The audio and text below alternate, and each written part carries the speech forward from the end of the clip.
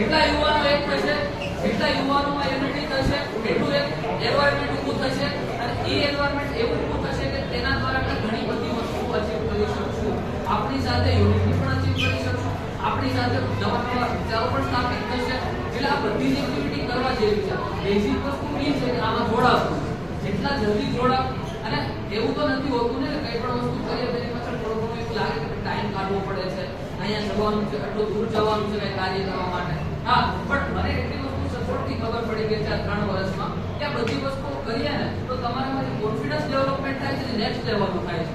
અને આ વસ્તુ છે ને મારે એટલા માટે કહેવી પડે છે કે મેં આ બધી વસ્તુઓ અનુભવી છે અને મારો ખુદનો એક્સપિરિયન્સ હું તમને શેર કરું કે હું જ્યારે આવ્યો ત્યારે મને પણ એવું જ હતું કે ભાઈ એનએસએસ વસ્તુઓ છે કે પછી આમાં તો ટાઈમ આપવો પડે છે, આપણો લેક્ચર પડે છે, પણ આ બધી વસ્તુઓ ઠીક છે, લેક્ચર તો પછી પણ કવર થઈ જાય, પણ આમાં જે વસ્તુઓ શીખવા મળે છે, જે વસ્તુનો લાભો લેવા જેવો હોય છે તે આ વસ્તુમાં છે. એટલે આ વસ્તુની જેટલી જાળવણી રાખીએ, જેટલું સાચવી રાખીએ.